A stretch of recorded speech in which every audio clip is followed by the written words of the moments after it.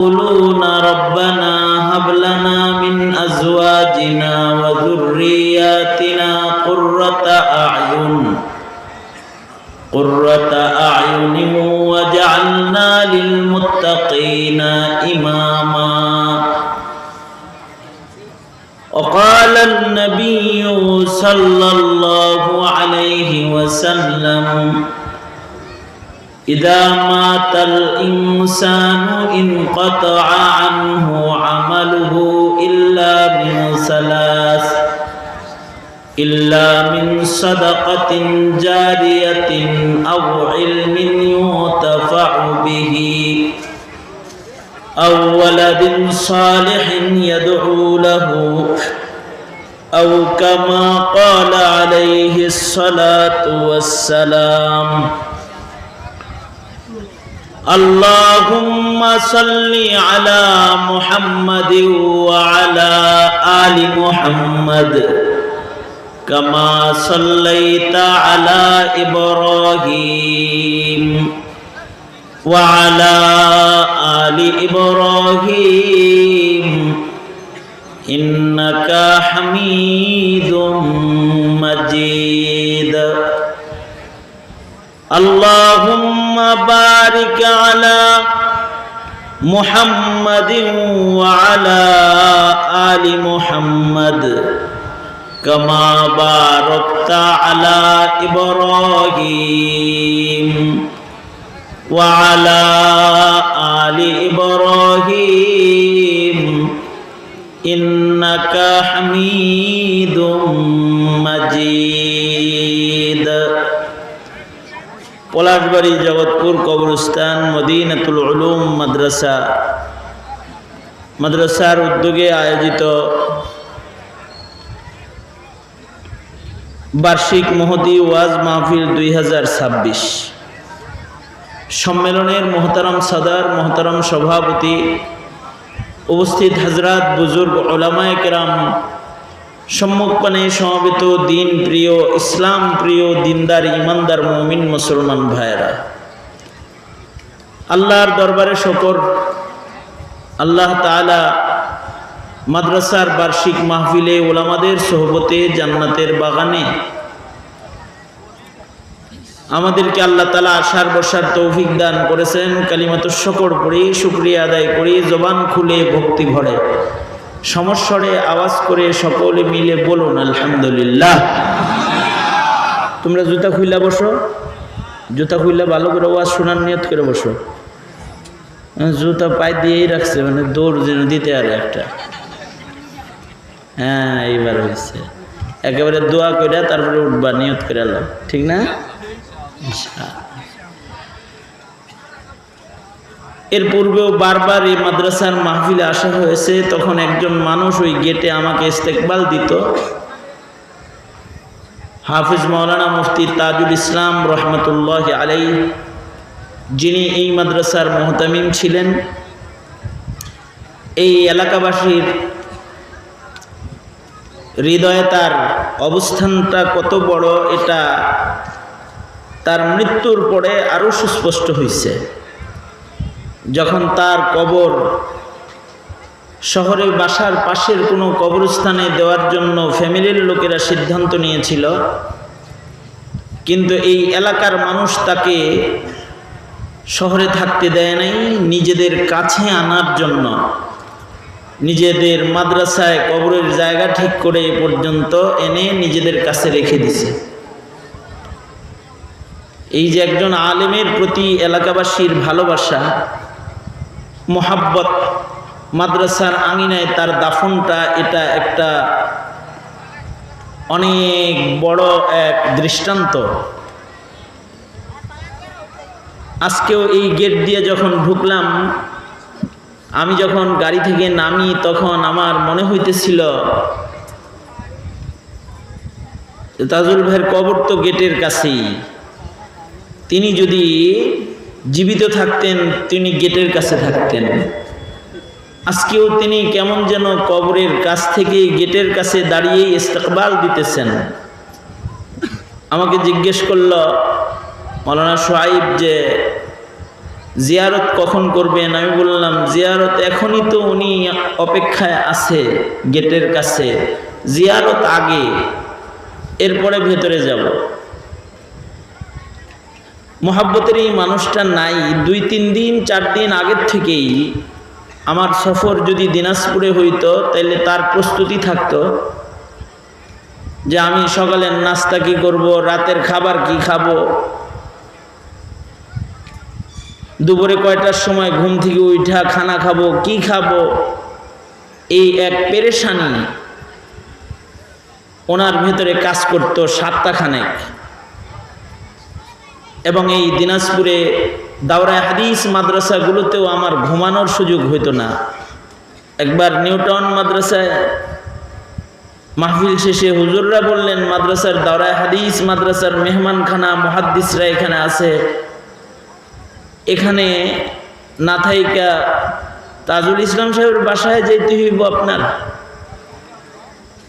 তা আমি বললাম যে তাজুল ইসলাম সাহেবের মোহাব্বতের যে পেয়ালাটা, এটা এত শক্তিশালী, এটার ভেতরে যে মোহাব্বত আছে,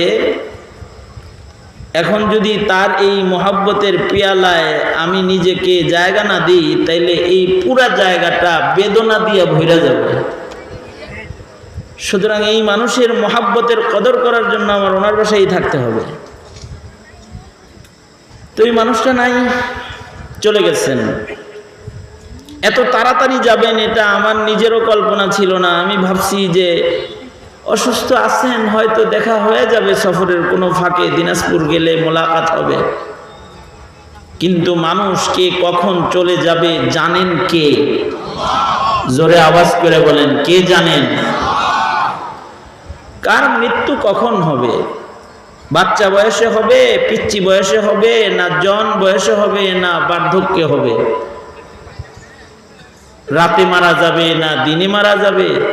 কোন জায়গায়, কোথায়, কে কখন মারা যাবে, এটা একমাত্র এর ইলম আছে একজনের কাছে, তিনি হলেন রব্বুল আলামিন, আল্লাহ তাবারাক ওয়া তাআলা। মানুষ যেহেতু দুনিয়াতে বেশি দিন থাকে না, একটা মুসাফিরখানায় আসে, কিছুদিন থাকে, তারপরে চলে যায়। কিন্তু মানুষের ঔরসে মানুষ থেকে যায়। মানুষের ঔরসি পৃথিবী আবার নতুন মানুষ দিয়ে আবাদ হয়। আল্লাহর সৃষ্টির শ্রেষ্ঠ হইল মানুষ। একদল চলে যায়, নতুন আর দল আইসা যায়। আশ্চর্য হলো যে মানুষগুলা চলে যায়, ওই মানুষগুলার মধ্যে তারা ভাগ্যবান মানুষ যারা তাদের নসলের মধ্যে ভালো মানুষ জমিনে রাইখা যায়।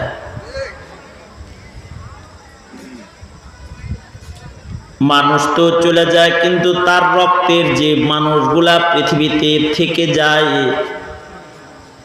সেই মানুষগুলার কারণে হয়তো দুনিয়ার জগৎ থেকে বরজখের জগতে পাড়া দেওয়ার সাথে সাথে তার সম্মান বেড়ে যায়। আর যদি রেখে যাওয়া মানুষগুলা খারাপ হয়, বংশধর নসলের মধ্যে দুষ্ট মানুষ যদি কেউ ছেড়ে যায়, কারণ নসল যদি খারাপ হয়ে যায় তাহলে নসলের কারণে, সন্তান সন্ততির কারণে দুনিয়ার জগতেও জিল্লতি হইতে হয়, কবরেও জিল্লতি হইতে হয়, হাসরেও জিল্লতির মালা পড়তে হবে। নাউজুবিল্লাহ বলেন। এই কারণে আল্লাহর পছন্দের বান্দাদের একটা গুণ, আল্লাহর পছন্দের বান্দাদের একটা গুণ হইল, আল্লাহর বান্দারা আল্লাহরে বলবে, আল্লাহ আমাদের রক্তে আপনি খারাপ লোক দিয়েন না। এই দোয়া করাটা এটা এত বড় একটা গুণ, যদি এই দোয়া কেউ করে তো আল্লাহ পাক তাকে খাস বান্দা হিসেবে গণনা করে। সুবহানাল্লাহ, আরো আস্তে করে বলেন সুবহানাল্লাহ। এই যে বসছেন কিছু নেকি কামাই করবার লেগে এই তো বসছেন। সুবহানাল্লাহ আলহামদুলিল্লাহ সুযোগ পাইলে বলে ফেলবেন, নেকি হয়ে যাব। জোরে বলেন সুবহানাল্লাহ। এই যে বৃষ্টি কিছু হইছেও, আগে পানি এখনো মাথার উপরে পড়তেছে। যদি বৃষ্টি হইতো আর যদি বসতে না পারতেন তাইলে তো কিছুই হইতো না, মাহফিল গোলমাল লেগে যেত। আল্লাহ পাকের মেহেরবানি, আল্লাহ যে বসাইছেন আখেরি মোনাজাত পর্যন্ত ধীরে ধীরে নিয়ে আসছেন, খুশি হয়েছেন না? গ্রামবাসীর জন্য মাহফিলের দিনটা তো ঈদের দিনের মতো থাকে, আমি জানি। এই মাহফিলকে কেন্দ্র করে গ্রামের জামাই জমারারা সব বাড়তে আইছে। বাড়িতে শ্বশুর মশাইরা ভালো গোশত কিনছে, বাজারে গরু জব হইছে ভালো একটা। এই মাহফিলকে কেন্দ্র করে কিন্তু অনেক আয়োজন এই গ্রামে। যে বড় বাজার মার্কেট ওইখানে বসছে, ওটা মাহফিলের চাইতে 5 গুণ বড়, ঠিক না? অনেক বড় সড়ো বাজার একটা মার্কেট বসছে না? এটা ঈদের মতন, আনন্দের দিবসের মতন এলাকার জন্য আল্লাহ খায়ের করছেন যে মেঘ থামাই দিছেন, বসার সুযোগ দিছেন। জোরে আওয়াজ করে বলেন আলহামদুলিল্লাহ। আপনারা কথা কইতে পারেন তো? কারা কারা কথা কইতে পারেন হাত তোলেন তো দেখি। ওই যে মানে কথা বলতে পারেন যারা, তারা হাত তোলেন। ভয় পেন না, ভয় পেন না। যাদের জবান সচল আছে হাত তোলেন তো দেখি। বোবা মানুষ না তো? আচ্ছা, হাত কয়টা? একটা আছে না দুইটা? দুইটা দেখি তো। আঙ্গুল কয়টা করে আছে দেখি তো। হ্যাঁ, নাড়াচাড়া দেন দেখি। কি সুন্দর দেখা যায়, কি সুন্দর দেখা যায়। আস্তে আস্তে নাড়েন, এরকম নাড়েন। মাশাআল্লাহ। হাত তো দেখাইলেন, আঙ্গুলিও দেখাইছেন, এবার জবান যে আছে এটা একটু শোনান। সবাই মিলা জোরে করে বলেন সুবহানাল্লাহ। কত সুন্দর শোনা গেছে না? আল্লাহ খুশি হয়। জোরে আওয়াজ করে বলেন আলহামদুলিল্লাহ। বলেন লা ইলাহা ইল্লাল্লাহ। এই যে বলাইলাম লা ইলাহা ইল্লাল্লাহ, বিশ্বাস করেন আপনি বর্তমান সমাজের শতকরা 50 জন লা ইলাহা ইল্লাল্লাহ শুদ্ধ করে বলতে পারেন না। হ্যাঁ, আপনি বিশ্বাস না হয় আপনি কাগজ কলম নিয়ে জিগাইবেন, বলবেন কলমা ক। আর যে বলতে পারে টিক চিহ্ন দিবেন, বলতে পারে না দিবেন। তো দেখবেন যে পারে না এর সংখ্যা অর্ধেক। ওই যে আরেক মুরব্বী আমার সাথে আরো যোগদান করছে, বেশি হইবে। আসলেও তাই। তারা সালাম দিতে পারে না, সংসদ সদস্য কয় চাইল কম। চাইল কম, আসসালামু আলাইকুম, চাইল কম, আসসালামু আলাইকুম বাইরে হয় না। যেই জাতির অবস্থা এমন হয়ে গেছে, তাদের জন্য এই মাহফিলে একটু কালমা পড়া, জিকির করা, এটা নিয়ামত। এই জন্য জোরে আওয়াজ করে বলেন লা ইলাহা ইল্লাল্লাহ মুহাম্মাদুর রাসূলুল্লাহ। ডেলি কমপক্ষে 100 বার করে কালমা শরীফ পড়বেন। প্রতিদিন 100 বার করে কালিমা পড়বেন। কারা কারা হাত তোলেন তো দেখি। যদি পড়েন তাহলে তো সওয়াব পাইবেন, আমিও সওয়াব পাবো। ভালো করে ওয়াদা করেন। 100 বার কালিমা পড়তে তো কয়েক মিনিট সময় লাগবে। এইটুক পড়বেন না, খালি কি ফেসবুক চালাইবেন নাকি মিয়া?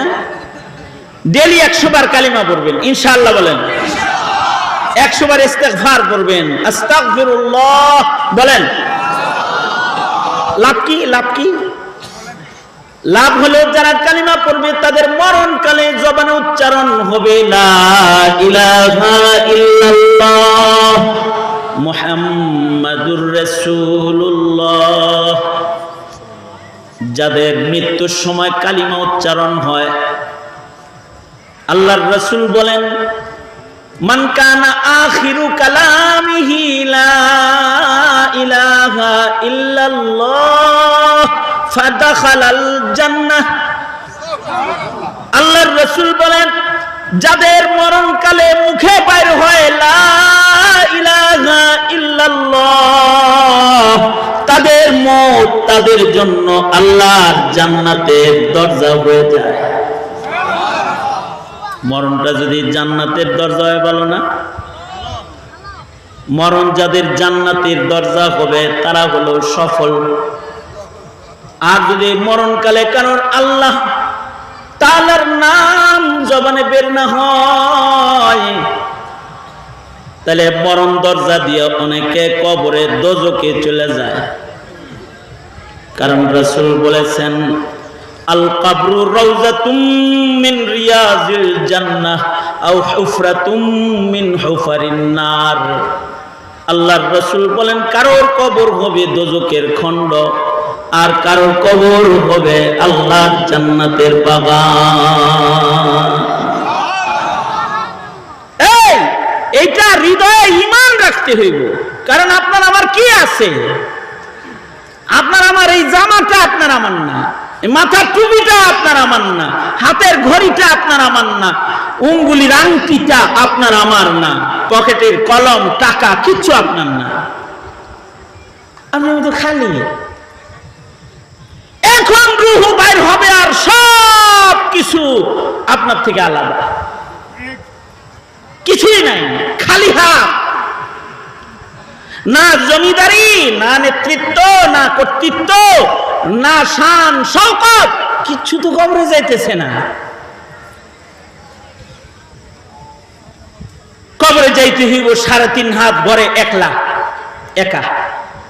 তবে কিছু কিছু মানুষ ঢুকে কবরে, তাদের কবর থেকে আল্লাহ তাআলা জান্নাতের দরজা খিড়কি জানালা খুলে দেয়, যে একেবারে জান্নাতের সুবাতাস কবরের ভিতরে ঢুকতে থাকে।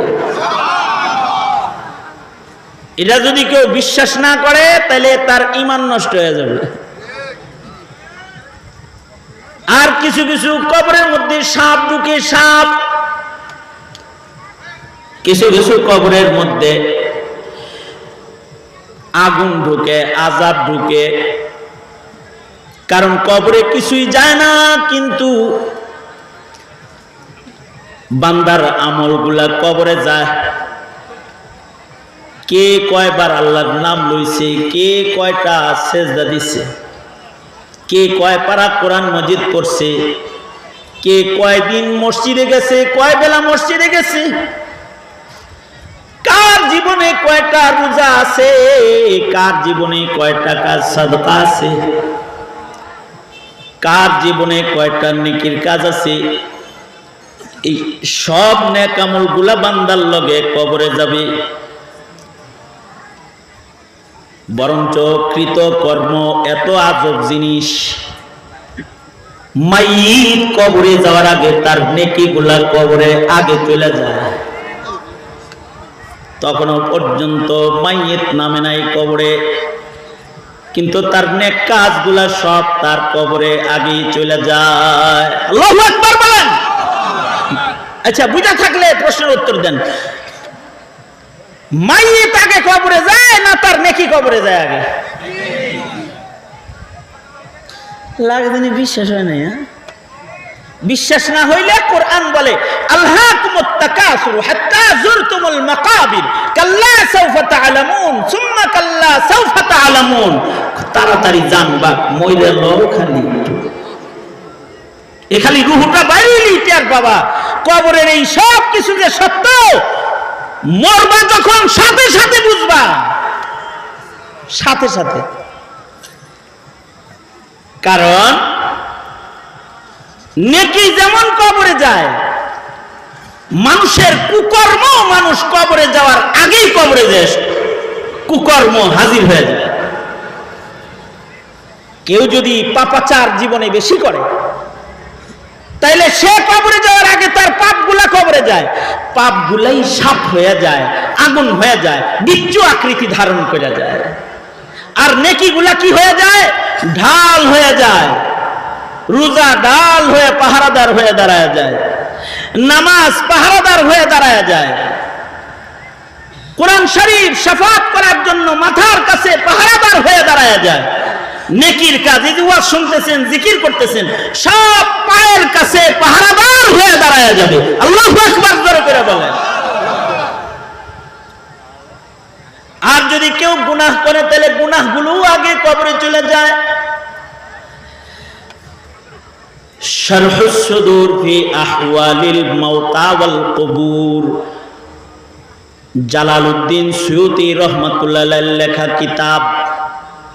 যিনি জালালাইন শরীফ লিখেছেন, তাফসীর জালালাইন, জালালউদ্দিন সুয়ুতী রাহমাতুল্লাহ আলাইহি লেখেন, মদিনাতুল মুনাওয়ারা থেকে একটা হাজীদের কাফেলা মক্কার দিকে রওনা করছে, হজ্জে বাইতুল্লাহ করার জন্য যাইতাছি। এবং পাশাপাশি এই কাফেলার আশপাশে হযরত আব্দুল্লাহ ইবনে আব্বাস রাদিয়াল্লাহু আনহুর একটা হজের কাফেলাও বাইতুল্লাহর দিকে যাইতাছে। এরা সবাই পায়দল হাইটা মদিনাতুল মুনাওয়ারা থেকে মক্কার দিকে যায়। আগের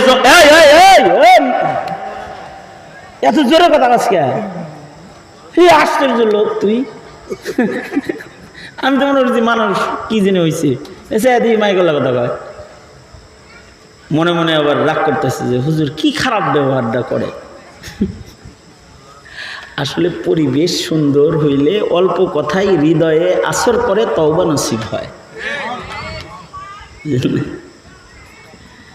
আমি এত কিছু যে করতেছি, আপনাদের জোরে সুবহানাল্লাহ বলাইতেছি, হাত তোলাইতেছি, নাড়াইতেছি, আপনাদেরকে একটু মনোযোগী করার জন্য, আর কিছু না। মনোযোগী হয়ে যদি আপনি আমার 10টা কথা শুনে ফেলেন, তাহলে এই 10টা কথাই আপনার সারা জীবন মনে থাকবে ইনশাআল্লাহ, যদি মনোযোগ দিয়ে কেউ শুনে। এ কারণে মুতাওয়াজ্জিহান ইলা জিহাতিল হুজুর, মানে আপাতত কিছু সময় আমার দিকে একটু খেয়াল করেন, তাওয়াজ্জু এই দিকে দেন। আর 12টা পার হয়ে গেছে, মুনাজাতের টাইম তো হয়ে গেছে, মাঝরাত্রে 12টায় সাধারণত মুনাজাত হয়। আমি তাড়াতাড়ি আপনাদের মুনাজাতের দিকে যাইতাছি ইনশাআল্লাহ। তার আগে একটু এই যে আইলাম যে কমাস কম একটু গুনাহ মাফের তৈয়ারি হওয়া দরকার। তো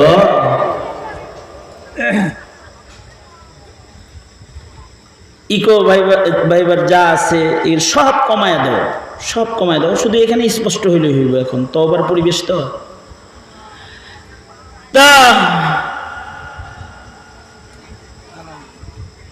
এই যাইতেছে হজের কাফেলা, পাশেই কিন্তু আব্দুল্লাহ ইবনে আব্বাসের কাফেলা আছে। আব্দুল্লাহ ইবনে আব্বাস শুনেন, নবীজির চাচাতো ভাই, রাইসুল মুফাসসিরিন, সাহাবীদের মধ্যে আল্লাহর কোরআন সবচেয়ে বেশি যিনি বুঝেছেন তার নাম হলো আব্দুল্লাহ ইবনে আব্বাস রাদিয়াল্লাহু আনহুমা। হযরত আব্বাসের সন্তান আব্দুল্লাহ ইবনে আব্বাস আল্লাহর রাসূল সাল্লাল্লাহু আলাইহি ওয়াসাল্লামের খাস দোয়া যারা পাইছেন, সবাই কিন্তু খাস দোয়া পায় না। কিছু মানুষের খাস দোয়া কিছু মানুষের লাগে যায়, খাস খাস দোয়া লাগে গেলে এই মানুষগুলার জিন্দেগির রং পাল্টায়া যায়। আল্লাহর রাসূলের খাস দোয়া যারা পাইছেন তাদের মধ্যে আব্দুল্লাহ ইবনে আব্বাস একজন। আল্লাহর রাসূল যার মাথায় হাত রেখে ইলমের দোয়া করছেন, আল্লাহর রাসূলের দোয়ার বরকতে বিশেষ ইলমের ভান্ডার রব্বুল আলামিন ওনাকে দান করেছিলেন। উনি হলেন রাইসুল মুফাসসিরিন ফিল ইসলাম। ইসলামের মধ্যে কোরআন মজিদ বুঝনেওয়ালা সবচেয়ে বেশি বুঝনেওয়ালা সাহাবী হলেন আব্দুল্লাহ ইবনে আব্বাস। আব্দুল্লাহ ইবনে আব্বাসকে আল্লাহর রাসূল সাল্লাল্লাহু আলাইহি ওয়াসাল্লামের ইন্তেকালের পরে খলিফা উমর মন্ত্রী পরিষদ যেটা গঠন করেছিলেন আধা জাহান চালানোর জন্য, মন্ত্রী পরিষদে বসার মতো বয়স আব্দুল্লাহ ইবনে আব্বাসের তখন হয় নাই। উনি বাচ্চা মানুষ, ছোট মানুষ। কিন্তু হযরত উমর একদিক দিয়া সংসদ চলতো, আর একদিক দিয়া মসজিদের কোনায় আব্দুল্লাহ ইবনে আব্বাস রাদিয়াল্লাহু আনহুকে হযরত উমর বসায় রাখতেন। তো বুড়া বুড়া সাহাবী কিছু আছে না, বৃদ্ধ সাহাবীরা বলে আমিরুল মুমিনিন, আমরা দাড়ি চুল পাকা ময় মুরব্বীরা বইছি এখানে, আর আপনি কি না এই বাচ্চাটারে এনে বসায় রাখছেন, পেস্টিজে লাগে। মানে এটা কিরকম কিরকম লাগে না যে একটা বাচ্চারে এখানে বসাই দিয়েছেন, আমরা ময় মুরব্বীরা বসে একটা কথা কইতেছি আর সে এখানে বসে রইছে, এরে বসায় রাখছেন কেন? তো হযরত উমর এই মন্ত্রী করে একটা ধমক দিছেন খালি। আধা জাহানের সব জায়গা থেকে মন্ত্রীরা আসতো মিটিং করতে মদিনাতুল মুনাওয়ারাতে। প্রদেশীয় প্রধান যারা ছিল এরা সব 2 দিন 3 দিন সফর করে সংসদে আইতো। যেমন আপনাগর এমপি সাহেব আপাতত আজকে নাই, কারণ কই, উনিও সংসদ চলতেছে তো ওইখানে আছে। এই রকম সংসদে চলে গেছে দূর দারাজ থেকে মন্ত্রীরা আসছে, আর হযরত আব্দুল্লাহ ইবনে আব্বাস বসে রয়েছে। তো হযরত উমর বললেন, আমাদের বয়স বেশি হইতে পারে কিন্তু ওর বয়স কম, কিন্তু ওর ইলম বেশি। আমরা সবাই মিলে যখন কোনো ভুল করে ফেলবো তখন ওইখানে বসে রাখছি হইলো আমাদের লাগামটা টান দিয়ে ধরার জন্য, উল্টা পাল্টা যেন কিছু না করি। সুবহানাল্লাহ, আর আস্তে করে কোন সুবহানাল্লাহ। কারণ ইলমের দ্বারাই ভুল ধরা যায়, ভুল সংশোধন করা যায়। তার কাছে কোরআনের ইলম বেশি।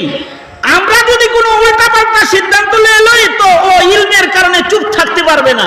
কারণ আলেমরা কাউকে ভয় করে না, আলেমরা ভয় করে আল্লাহকে। ইন্নামা ইয়াখশাল্লাহা মিন ইবাদিহিল উলামা। আমরা আল্লাহ আল্লাহর রাসূলের খেলাফ কিছু সিদ্ধান্ত নিতে গেলে ও আমাদের লাগাম ধরতে পারবে, কারণ ও আলেম বড়।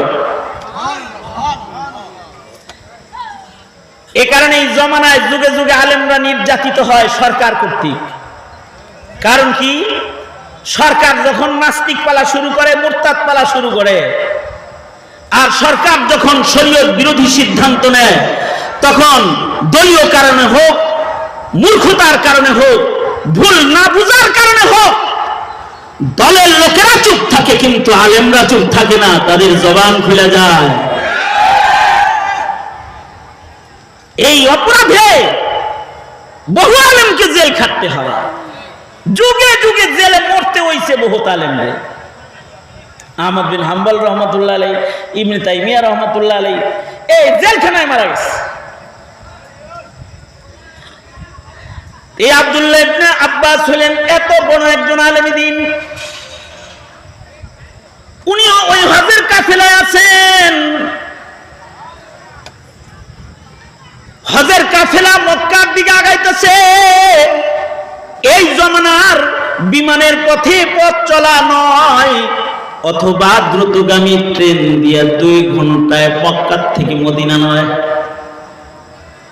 সপ্তাহের পর সপ্তাহ দল ধরে সফর করে পায়দল হেঁটে হেঁটে যেতে হতো মক্কা থেকে মদিনায়, মদিনা থেকে মক্কায়।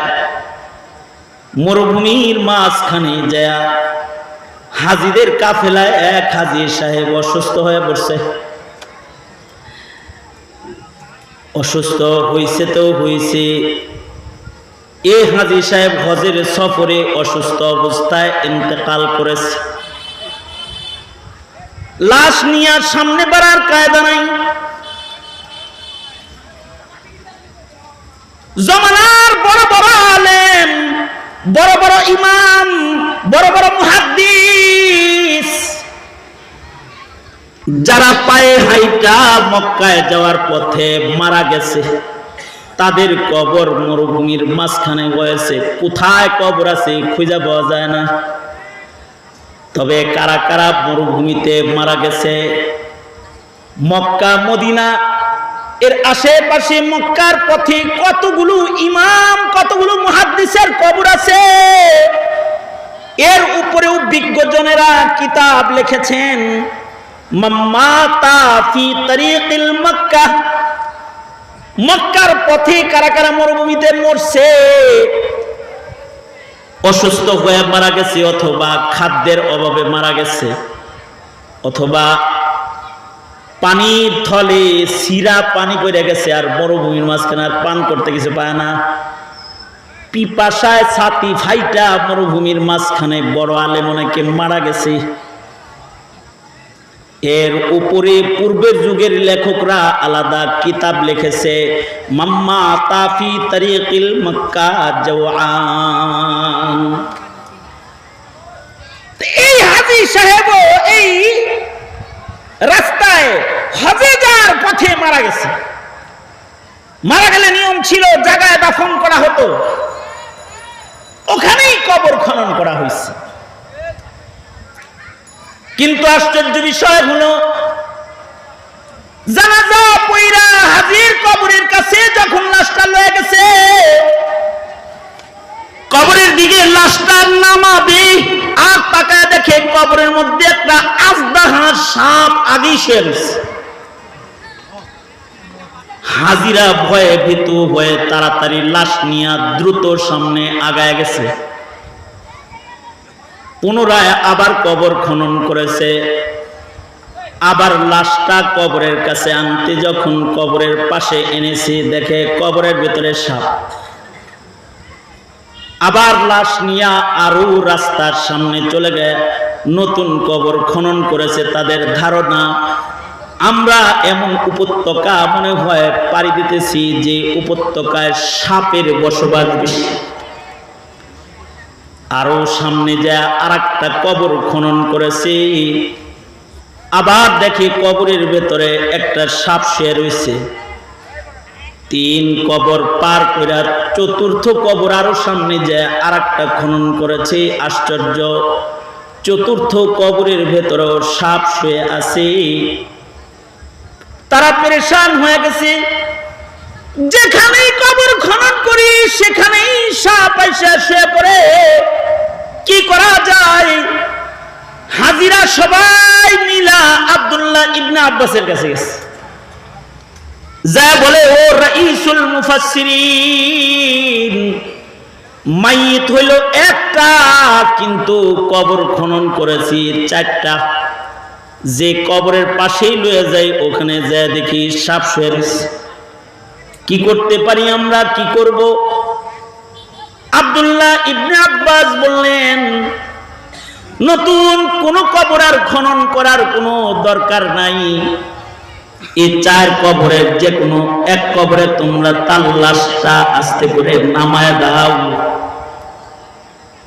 তোমরা যেটাকে সাপ আকৃতিতে দেখছো ওইটা আসলে সাপ নয়, ওইটা হইল তার বদামল। জিন্দেগিতে এমন কিছু গুনাহ হয়তো তার আছে যেগুলোর তওবা তার হয় নাই, যে গুনাহগুলো তার লাশ কবরে যাওয়ার আগে তার কবরে যায় শুয়ে রয়েছে। সুতরাং ফয়সালা এখন নয়, ফয়সালা আল্লাহর হাতে। তোমরা লাশ দাফন করে কবরের পারে দাঁড়ায় জিয়ারতের আমল করবার ইসালে সওয়াব করো।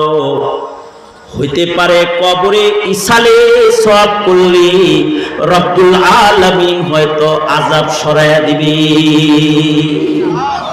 ইসালে সওয়াব করো, আগে দাফন করো ওইভাবে, তারপরে ইসালে সওয়াব করো।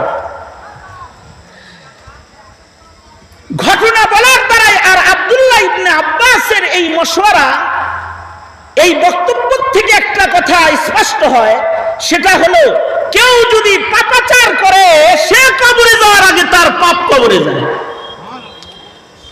আর কেউ যদি ইবাদত করে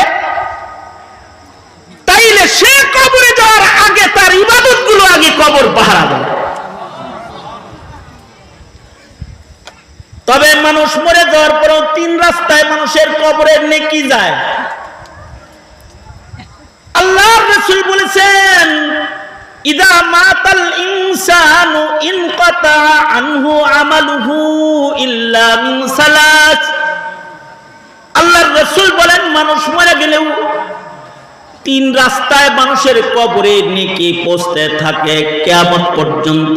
একটা রাস্তা হলো ইল্লা মিন সাদাকাতিন জারিয়াতিন। এই ঈদগাহ, এই মাদ্রাসা, এই কবরস্থান, এই মসজিদ, এগুলো যারা করছে এদের অনেক মানুষ কবরের বাসিন্দা হয়ে গেছে, কিন্তু তাদের ওয়াকফকৃত জমিনের মধ্যে বৈশা এই যে কিছু মানুষ আল্লাহ আল্লাহ করতেছে। এই মুফতি তাজুল ইসলাম সাহেব এই সাদাকায়ে জারিয়ার জন্য কাজ করেছে। আজকে উনি কবরে আছে, কিন্তু তার প্রতিষ্ঠিত মাদ্রাসায় বসে বসে আমরা তওবার প্রস্তুতি নিয়েছি, নসিহত হইতেছে। এর একটা সওয়াব, এর একটা অংশ অটোমেটিক মাইয়েত মুর্দেগানদের কবরে যাইতেছে, যারা এই সাদাকায়ে জারিয়ার সাথে জড়িত। আর কেউ যদি ইলমে দ্বীনের খেদমত করে যায়, এই মাদ্রাসার কমিটির সদস্য যারা এখন, এরা তাজুল সাহেবের প্রথম ছাত্র এরকম আছে যারা এখন কমিটির দায়িত্বে। এবারে তাজুল সাহেব পাইছিলেন এইসব ছোট ছোট, ওগরে কোরআন পড়াইছেন, ওগরে কিছু দিনই বুঝ দিয়েছেন। আজকে ওরা ওনার মৃত্যুর পরে এই মাদ্রাসার কর্ণধার, অথবা তাজুল সাহেবের ওফাতের পরে তার সন্তান যাদেরকে তিনি পড়ে ইলম শিখাইছেন তারা হয়েছে এর কর্ণধার।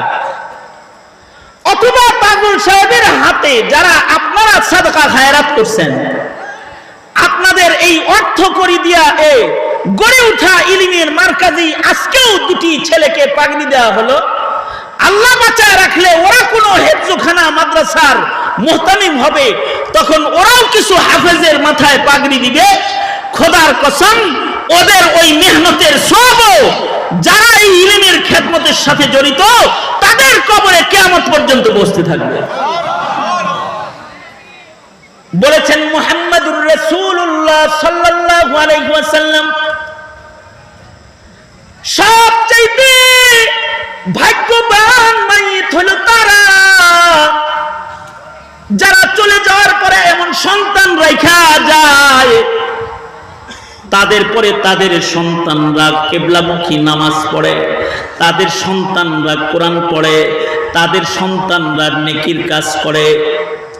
কিছু কিছু বাবা মা ভাগ্যবান বাবা মা যারা নেককারদের সর্দার রেখে যায়, আর কিছু কিছু চান্দাবাজদের লিডার রেখে যায়। যারা চান্দাবাজ বাটপার রেখা কবরে চলে যায়, সন্তানের কুকর্মের একটা ধাক্কা মা বাবার কবরে চলে যায়। আর যারা নেককার সন্তান রেখে যায় তারা কবরে যায় ঠিক, কিন্তু তাদের সন্তানদের কৃত আমলের হিস্সা বাবা মা কবরে শুয়ে শুয়ে পায়। এই কারণে আল্লাহ তাআলা বলে কি, এ আমার বান্দারা, তোমরা আমার কাছে দোয়া করো যে আল্লাহ আপনি কিন্তু আমাদের খানদানে কোনো দুষ্ট লোক দিবেন না, আমাদের খানদানে এমন সন্তান দিবেন যারা আমাদের চোখ শীতল করা সন্তান, আমাদের খানদানে এমন সন্তান দিবেন যারা হবে নেকি কাজের নেতৃত্ব দানকারী সন্তান। আল্লাহু আকবার বলে বলেন, এটা একটা দোয়া, আল্লাহর পছন্দ। কি শব্দে দোয়া করব আল্লাহ শব্দটাও শিখায়া দিছে।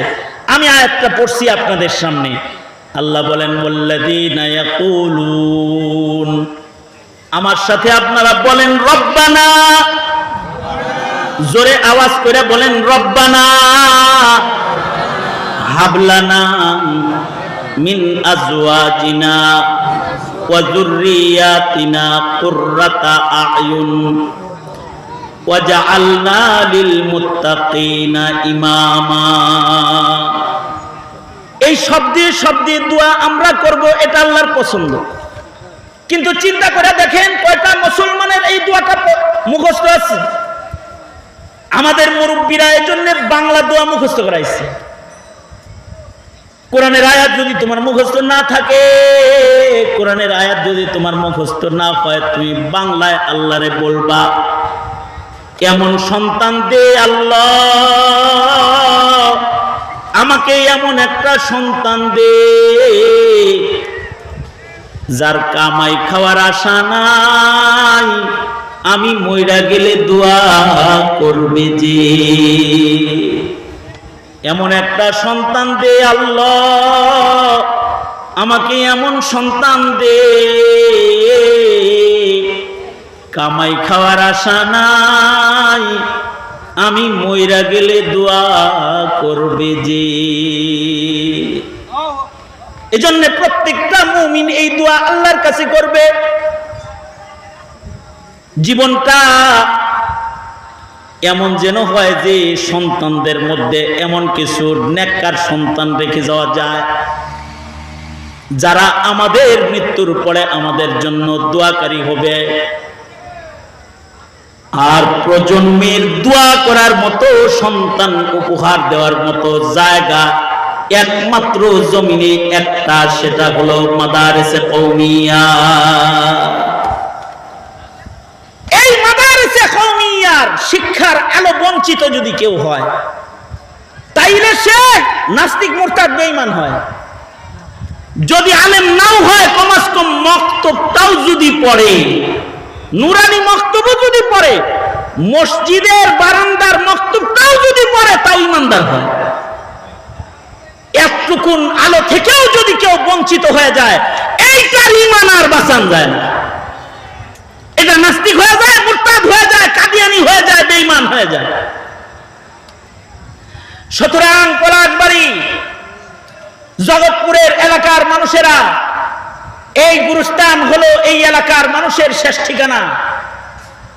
এই কবরস্থানের পারে গড়ে উঠা দীর্ঘদিনের মেহনতের এই মাদ্রাসা, এইটা একদিকে হলো সমাজের সন্তানদের ঈমান বাঁচানোর রক্ষা কবচ, আর আরেকদিকে হলো কবরের মাইয়িতদের ইসালে সওয়াব করার একটা বিশেষ খাস জায়গা, যেখানে 24 ঘন্টা কোরআনের তেলাওয়াত হয়, হাফেজ গঠন হয়, তো এর সব গুরুস্থানে চলে যায়। সুতরাং তাজুল ইসলাম ভাই থাকতে এই মাদ্রাসাকে যেমন যত্ন করতেন, আজ উনি নাই, ওনার সন্তানরা আছে। খোদার শকর যে তার সন্তানরাও হাফিজুল কোরআন, মাদ্রাসার আলেমে দ্বীন হিসাবে মাদ্রাসার হাল তারা ধরেছে। আপনারাও মহব্বত প্রকাশ করেছেন। এবার আপনাদের জিম্মাদারি হলো ওদেরকে সাহায্য সহযোগিতা করে আগায় দেওয়া, যেন এই প্রতিষ্ঠান ধীরে ধীরে উন্নতির শীর্ষে পৌঁছতে পারে। ইনশাআল্লাহ মাদ্রাসার সাথে মেহনত করতে রাজি আছেন তো? ইনশাআল্লাহ।